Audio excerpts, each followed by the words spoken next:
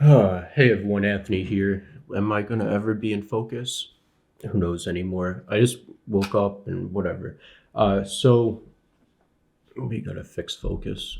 All right. So this Ethereum client diversity thing, in a nutshell, people. So there's three, four clients for Ethereum validators: Prism, Teku, Lighthouse, Nimbus, maybe another one. I don't know. Prism has the majority. They have, in my opinion, the most useful product with the most features, or the most useful client with the most features. And in my opinion, that's why they have. Uh, it was just reported like 67%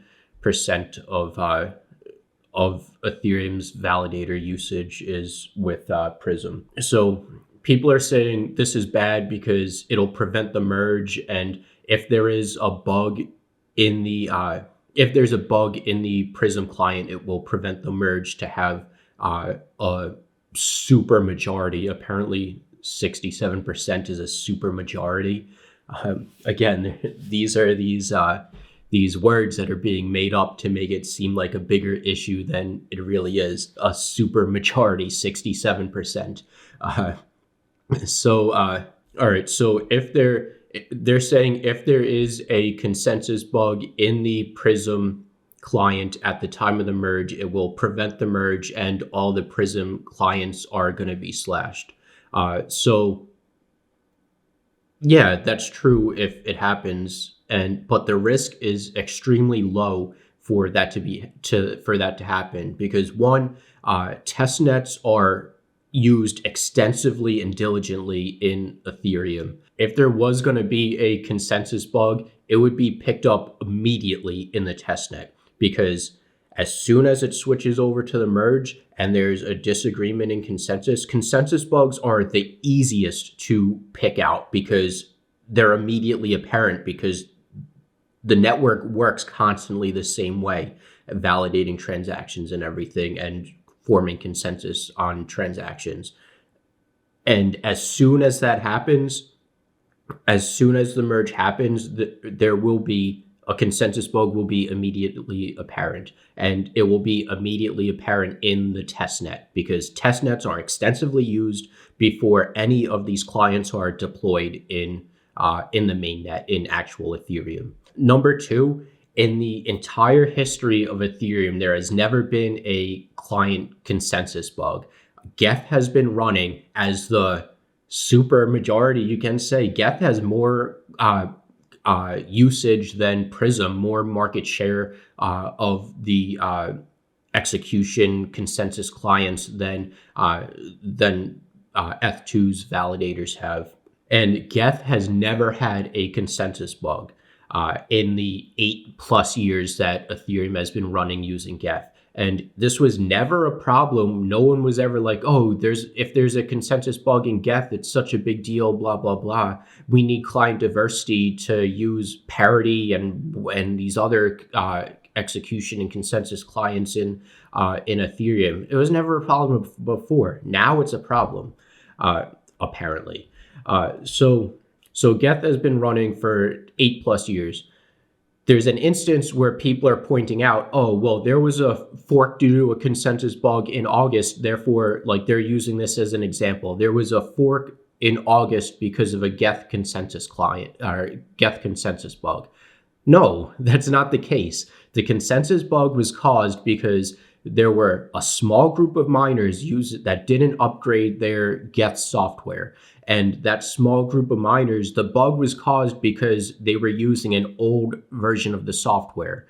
And old versions of the software are not going to be compatible post-merge or even at the time of the merge. You cannot use old versions of clients. So right there, the issue is done and over, because you're using this as an example. Well, there was a August Geth fork, and there was a Geth consensus bug in August, and therefore there's a high risk because there is a higher risk because this bug happened in August. Well, no, the fork didn't happen because of a programming bug. So your argument is invalid right there. Number two, like what even happened with that? It wasn't a big deal. It was a small group of miners. It was a very tiny fork, and it wasn't catastrophic or anything at all. The network resolved itself the same day that it forked. So it wasn't even an issue. So the problem that I have, why I'm making this video, is because I'm banned from posting comments. I was already banned from the ETHStaker, from being able to post on the r/ETHStaker subreddit because I was criticizing Rocket Pool, because Rocket Pool is a security and the SEC can go after Rocket Pool. And the SEC, there was some article, I was going to make a video about it in CoinDesk, that the SEC is going against other countries who are issuing and selling securities to the United States, to citizens of the United States.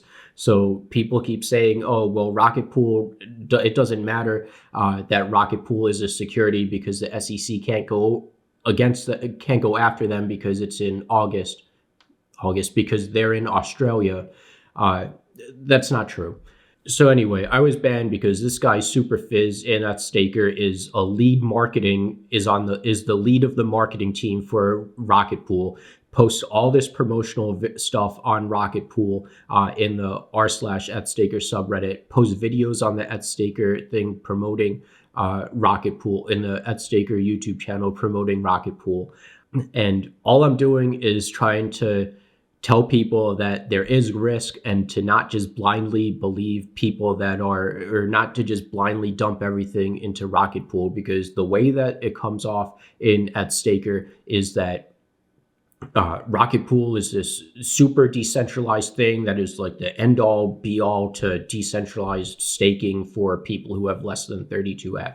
And what happens is people see all this stuff on ETHStaker, the community promoting everything and promoting Rocket Pool and all that stuff.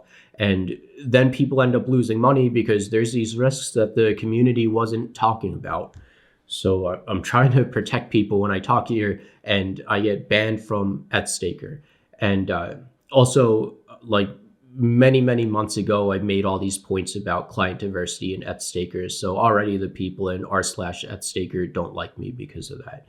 But now this is transferred. So now, after many years of being banned on r/Ethereum because I was talking about, I was going against EIP 1559, which, hey, guess what? It didn't lower gas fees like I said it wouldn't lower gas fees, and everyone promoted it would lower gas fees. And it didn't work out how everyone claimed that it would work out. So they're just trying to push these false promises of this client diversity and false risks, and these false promises with EIP 1559, and blocking everyone that says, hey, that's not actually the case. So anyway, there's this one guy I just responded to now, and this is what prompted me to make the video, because my comments were deleted on the r/Ethereum subreddit. And of course, client diversity, and Ethereum always talks about diversity this, diversity that, but they block my opinion. They don't want differing opinions if it goes against the narrative and what they're trying to push on these subreddits. And I'm not saying this, like, you guys know me. I'm an Ethereum validator. I have like $2.8 million in Ethereum validating. I've been invested in Ethereum since October of 2015 or September of 2015, I think, actually. Like, I've been heavily involved in Ethereum. I have half a Bitcoin that I actually want to sell now, that I'm in a new financial year. But I'm like, 99% of my money is in Ethereum. I'm not some guy that is from a different coin trying to bring down Ethereum and all that stuff. Like, all these people in the community know me and know that I'm not that type of person, that I'm not that person. And it just sucks. Like, they're like, oh, diversity this, diversity that, but they don't want differing opinions and perspectives in there. Yeah, it's completely ridiculous promoting this. Prism has a super majority. Prism is the super majority client. 67% is not a super majority. And also, you can't determine exactly how many people are using which client.